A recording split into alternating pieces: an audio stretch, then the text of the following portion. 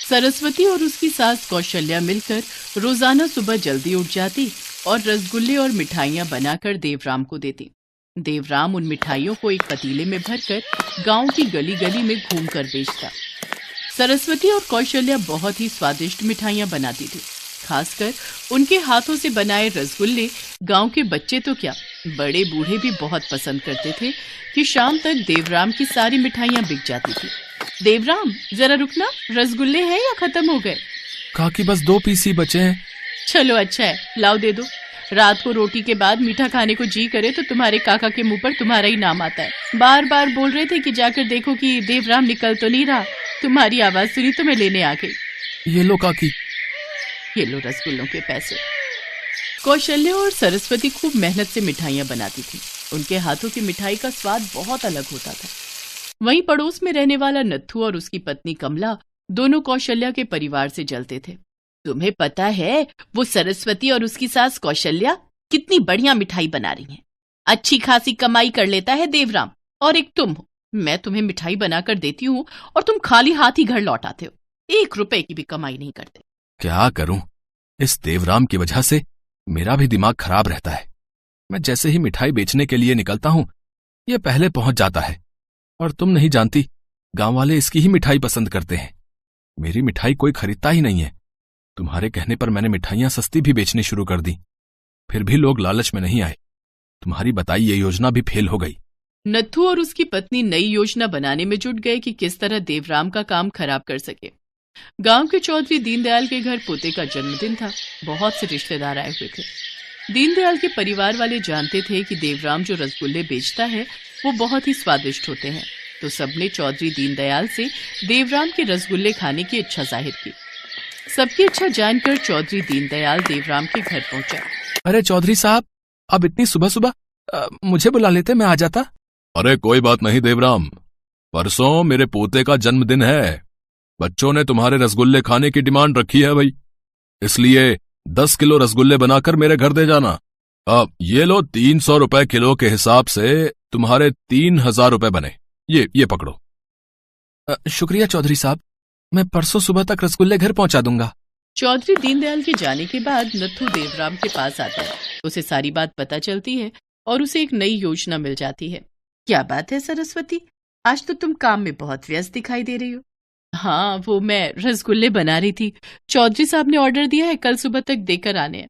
कौशल्या चाची कहाँ है? दिखाई नहीं दे रही।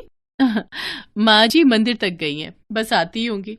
अच्छा सुन, अरे तेरे पास इस साड़ी के साथ का पेटीकोट होगा? मुझे अपनी बहन के घर एक फंक्शन में जाना है और मेरे पास इस साड़ी के साथ का कोई पेटीकोट ही नहीं है। तुम बैठो, मैं संदूक में देख कर आती हूँ। अगर मिल गई तो बहुत अच्छी बात है। सरस्वती सीधी सादी थी, वो कमला की चालाकी को समझ नहीं पाई। वो अंदर कमरे में संदूक से पेटीकोट ढूंढने चली जाती है। उतनी देर में कमला उस दूध में नमक को मिला देती है जिससे रसगुल्ले बनने थे। सरस्वती को कुछ भी पता नहीं चलता। वो कमला को साड़ी के साथ का पेटीकोट दे देती है। कमला चुपचाप घर आ जाती है। शाम को कौशल्या और सरस्वती सारे रसगुल्ले बनाकर तैयार कर देती हैं। देवराम, एक बार रसगुल्ला खाकर देख लेता स्वाद कैसा है।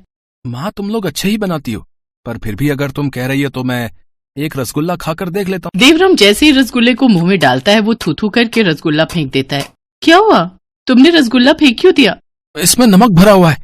ये तुम दोनों ने क्या कर दिया? नमक भरा हुआ है? पागल है क्या? आज तक कभी ऐसा हुआ है जो अब होगा? कौशल्या और सरस्वती भी रसगुल्ला खाकर देखती हैं। रसगुल्ले में नमक भरा हुआ था। सारे रसगुल्ले खराब हो चुके थे। देवराम सिर पीट कर बैठ जाता है क्योंकि उसे पता था कि चौधरी दीनदयाल का स्वभाव बहुत ही गुस्से वाला है और देवराम पैसे भी एडवांस ले चुका था। उसे कुछ समझ नहीं आ रहा था कि वो क्या करे।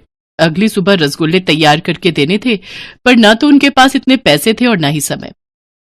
काफी पैसे वो इन रसगुल्लों के लिए लगा चुका था। देवराम परेशान हो जाता है। शाम के 7 बज चुके थे। नत्थू और कमला जोर जोर से हंस रहे थे क्योंकि उनकी युक्ति काम कर गई थी। सरस्वती अपनी सास कौशल्या को कमला के बारे में बताती है। हो ना हो, ये सब उस नत्थू और कमला का किया धरा है। सरस्वती बहू, वो तुमसे बहाने से पेटीकोट लेने के लिए आई और उसने दूध में नमक मिला दिया। मुझे पूरी बात समझ में आ रही है। चल बहू, अब ये रसगुल्ले हमारे किसी काम के नहीं हैं। हम इन्हें कहीं फेंक आते हैं। चौधरी साहब से माफी मांग लेंगे और हम कर ही क्या सकते हैं। कौशल्या और सरस्वती रसगुल्लों को बाल्टी में भरकर ले जाती हैं। तभी उन्हें एक खेत में से किसी गाय की आवाज सुनाई देती है, जैसे गाय किसी मुसीबत में हो। वो देखती है एक गाय गड्ढे में गिर गई है और निकलने का प्रयास कर रही है। हे भगवान, ये क्या, बेचारी गाय गड्ढे में कैसे गिर गई? बहू, हमें इसे गड्ढे में से निकालना होगा।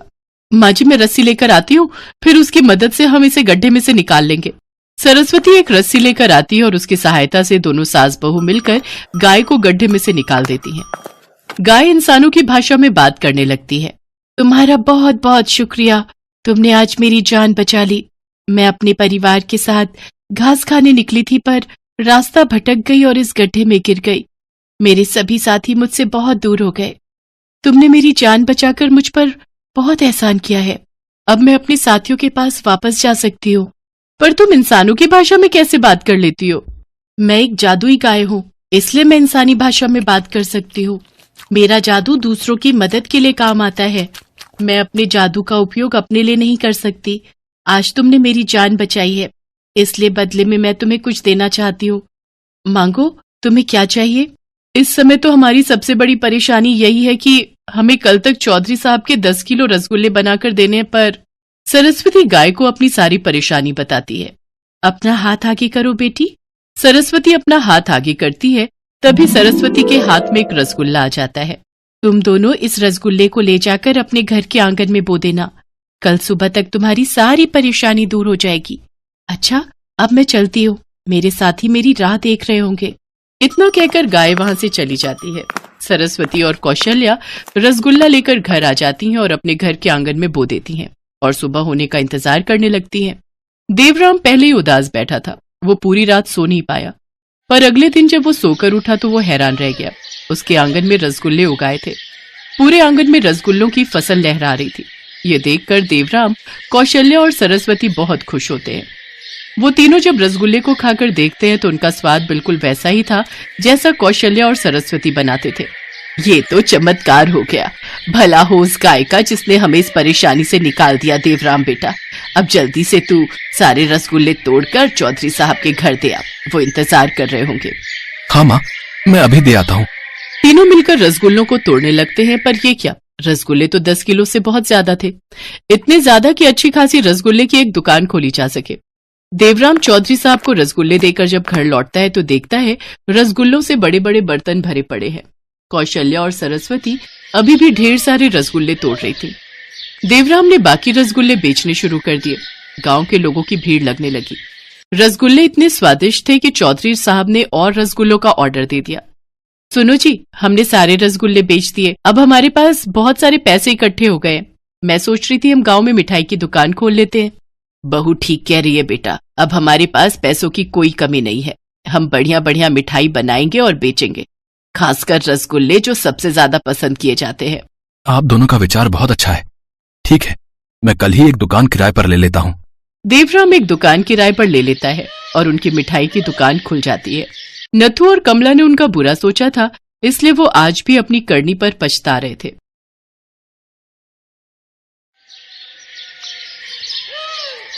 माला और सरजू कई सालों से गांव के अमीर सेठ जय किशन के यहाँ काम करते थे। सरजू सेठ की फैक्ट्री में मजदूरी किया करता था और माला उसके घर के सारे कामकाज। सरजू और माला के 2 बच्चे भी थे, बिंदिया और शिवा। सरजू और माला जितने ईमानदार और मेहनती थे, सेठ और उसकी बीवी सरिता उतने ही घमंडी और लालची थे। वो गरीबों को अपने पैरों की धूल समझते थे। माला, अरे माला, कहाँ मर गई? यहाँ जल्दी। जी मालकिन, बताइए। क्या बताऊं? 1 घंटे पहले कहा था तुझसे कि घर के काम जल्दी निपटा कर आ मेरे पास। शाम की पार्टी के लिए मुझे तैयार होना है, लेकिन तेरे कानों में मेरी आवाज जाती कहाँ है? माफ कर दीजिए मालकिन, वो आज बर्तन बहुत सारे थे इसीलिए वक्त लग गया। अब बातें मत बना मेरे सामने, जल्दी कर। वो बिस्तर पर मेरे सारे गहने रखे हैं, एक एक करके मुझे पहना दे। चल जल्दी कर। माला बिस्तर पर से गहने उठाने लगती है कि तभी सरिता उसे रोकते हुए कहती है, अरे सुन, रुक 1 मिनट। वो वाला हार तू मत छू से, मैं ही उठाती हूँ। सरिता एक ज्वेलरी बॉक्स उठाती है और फिर उसे खोलती है। उस बॉक्स में बड़ा ही सुंदर हीरों का हार था। उस हार की चमक देखकर माला ने कहा, वाह मालकिन, ये हार तो बहुत ही सुंदर है। आप बैठिए, मैं पहना देती हूँ आपको। नहीं, रहने दे, तू इसे हाथ मत लगाना, मैला हो गया तो। असली हीरो का हार है, खास आज शाम की पार्टी के लिए खरीदा है मैंने। तुझे दूर से देखना है तो देख ले, वैसे भी तूने अपनी जिंदगी में असली हीरे थोड़ी ही देखे होंगे कभी। ऐसा मत कहिए मालकिन, मेरे बाबा हीरो की खान में काम करते थे। बचपन में मैंने बहुत हीरे देखे हैं, वो भी बिल्कुल असली। रहने दे, मजदूरी करके खान से हीरे निकालना अलग बात है और उन्हें खरीद कर गले में पहनना अलग। चल अब बातें बनाना बंद कर और मुझे तैयार कर जल्दी से, वैसे ही बहुत देर हो गई है। माला चुपचाप सरिता को तैयार करने लगती है। ये सरिता की आदत थी। उसे अपनी अमीरी पर इतना घमंड था कि वो अपनी महंगी चीजों का दिखावा करने का एक भी मौका नहीं छोड़ती थी, खास तौर पर माला के सामने, क्योंकि वो जानती थी कि ये सब खरीद पाना माला के बस से बाहर था। दूसरी तरफ माला को बाकी चीजों से इतना फर्क नहीं पड़ता था, लेकिन गहनों का उसे भी बड़ा शौक था, पर वो कभी अपना ये शौक पूरा नहीं कर पाई। सरिता तैयार होकर सेठ के साथ पार्टी में चली गई और माला सारे काम निपटा कर अपने घर पहुंची। उसका उदास चेहरा देखकर सरजू ने उससे पूछा, क्या हुआ माला, आज क्या दिखाकर जलाया तुझे मालकिन ने? मैं किसी से जलती वलती नहीं हूँ, वो तो बस ऐसे ही। तू मुझसे झूठ नहीं बोल सकती माला, बता दे मुझे, अगर मेरे बस में हुआ तो मैं भी ला दूंगा तेरे लिए। क्या ला दोगे? वैसा ही हीरो का हार जैसा मालकिन पहन कर गई है पार्टी में। माला ये क्या कह रही है तू? इतनी बड़ी ख्वाहिशें कब से होने लगी तेरी? हाँ तो क्या बुरा है ख्वाहिश रखने में? सिर्फ पेट भरना ही जीवन का नाम है क्या? माला की आंखों में बेबसी के आंसू थे।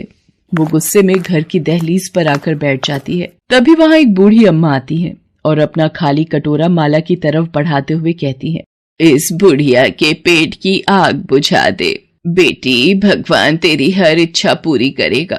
खाना तो मैं दे दूंगी अम्मा, पर मेरी इच्छा पूरी करना शायद भगवान के बस की बात भी नहीं है।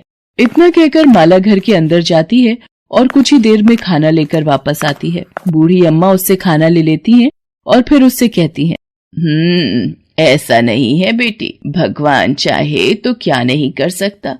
जैसे तूने इस वक्त खाना खिलाकर मेरी इच्छा पूरी की है, वैसे ही भगवान तेरी भी इच्छा जरूर पूरी करेंगे। बूढ़ी अम्मा अपने पुराने झोले में से कुछ निकालकर माला को देती हैं और कहती, ये ले बेटी, भगवान का प्रसाद समझकर रख ले। और हाँ, मेरी एक बात हमेशा याद रखना बेटी, इच्छा बस तब तक इच्छा रहती है जब तक वो पूरी नहीं हो जाती। असली इम्तिहान तो इस बात का है कि अपनी इच्छा पूरी हो जाने के बाद तू क्या करती है। इतना कहकर बूढ़ी अम्मा वहां से चली जाती हैं। माला अपनी मुट्ठी खोलकर देखती है तो उसमें कुछ बीज होते हैं जो बूढ़ी अम्मा उसे देकर गई थी। वो उन बीजों को सरजू के पास लेकर जाती है और उसे सारी बात बताती है। मुझे तो कुछ समझ नहीं आ रहा कि इन बीजों का करना क्या है, और न ही कुछ और जो वो अम्मा मुझसे कहकर गई। अरे इसमें इतना सोचना क्या है, बीज है तो इन्हें घर के पीछे जाकर बो दे, कुछ ना कुछ तो उग ही जाएगा। माला ऐसा ही करती है। घर के पीछे जो थोड़ी बहुत जगह थी उसके पास, वहां जाकर वो उन बीजों को मिट्टी में दबा देती है। कुछ ही दिनों में वहां कुछ पौधे उग जाते हैं, जिन्हें देखकर बिंदिया माला से कहती है, माँ देखो ना, घर के पीछे कितने सुंदर पौधे उगाए हैं, उनकी पत्तियां एकदम चमकीली हैं। माला तुरंत जाकर देखती है, वाकई उन पौधों की पत्तियां बिल्कुल अलग तरह की। अरे हाँ रे बिंदिया, ये तो वही जगह है जहां मैंने वो बूढ़ी अम्मा के दिए बीज दबाए थे। लगता है उन्हीं से ये पौधे उगाए हैं। तुम दोनों इन्हें तोड़ना मत, ठीक है? इन्हें थोड़ा और बड़ा होने दो, फिर शायद इनमें कोई फूल या फल भी आ जाए। उस दिन से माला उन पौधों की अच्छे से देखरेख करने लगती है। कुछ ही दिनों में वो पौधे काफी बड़े हो जाते हैं और उनमें बड़े ही सुंदर फूल भी उगने लगते हैं। फिर एक दिन तेज आंधी में एक पौधा टूट जाता है। ये देखकर सरजू माला से कहता है, माला ये पौधा तो टूट गया, लेकिन इसकी जड़ अभी भी ठीक है। ऐसा करता हूँ, इसे उखाड़ कर दूसरी जगह लगा देता हूँ, वैसे भी इन पौधों के लिए यहाँ जगह कम पड़ रही है। हाँ ठीक है, ये सही रहेगा। सरजू जैसे ही उस टूटे पौधे की जड़ उखाड़ता है, उसकी आंखें फटी की फटी रह जाती हैं। पौधे की जड़ में कई सारे चमकीले पत्थर लटक रहे थे। माला ने उन पत्थरों को छूकर देखा और फिर चौंकते हुए बोले, ये तो हीरे हैं जी, वो भी बिल्कुल असली। क्या कह रही है माला? अगर ये सच है तो? अगर नहीं जी, ये बिल्कुल सच है, ये असली हीरे ही हैं। अब समझ आई मुझे उन अम्मा की बात। सच में भगवान ने उन्हें भेजा था मेरी इच्छा पूरी करने के लिए। अब बैठे क्या हो, जल्दी करो, बाकी के पौधों को भी उखाड़ कर देखते हैं। माला और सरजू बाकी के पौधों को उखाड़ कर देखते हैं। सभी पौधों की जड़ें असली हीरों से भरी पड़ी थीं। उन दोनों ने उन पौधों के फूलों से और बीज तैयार किए और अब तो वो हीरों की खेती करने लगे। माला और सरजू के दिन फिर गए थे। उन हीरों ने उन्हें पूरे गांव में सबसे मालदार बना दिया था। अब माला सारा दिन गहनों से लदी रहती। अब वो दोनों किसी के नौकर नहीं बल्कि सबके मालिक बन गए थे। माला को बूढ़ी अम्मा की बात समझ तो आ गई थी, लेकिन अधूरी। अब सरिता की तरह माला को भी अपनी अमीरी पर घमंड होने लग गया था। एक दिन बाजार में, अरे सरिता, कैसी हो? वैसे दिख तो गरीब ही रही हो। तुम्हारा ये हार कितना फीका है। मेरे हार की चमक के सामने तो ये कुछ भी नहीं। सरिता बिना कुछ कहे वहां से चली गई।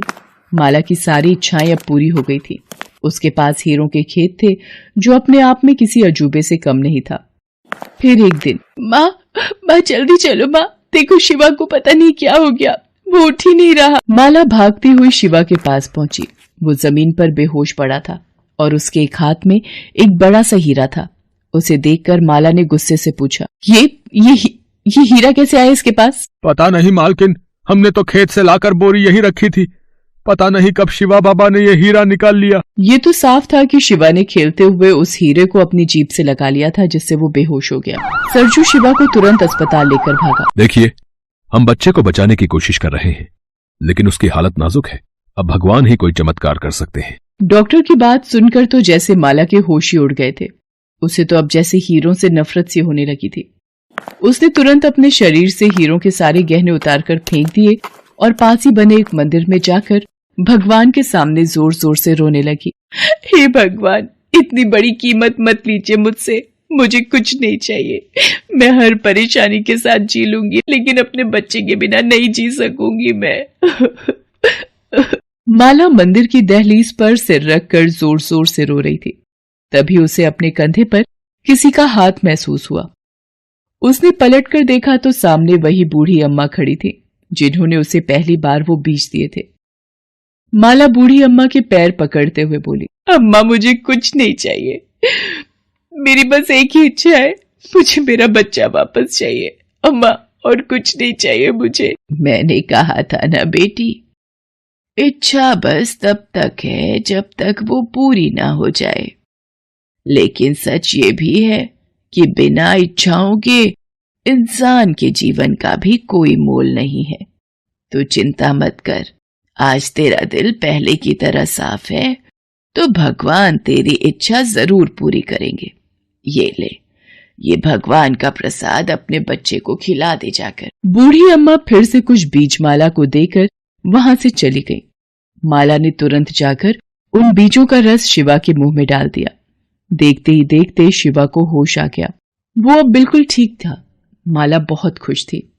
भले ही उसके पास अब हीरों के खेत नहीं थे, लेकिन उसका बच्चा सही सलामत उसके पास था, जो उसके लिए सबसे बड़ी दौलत थी।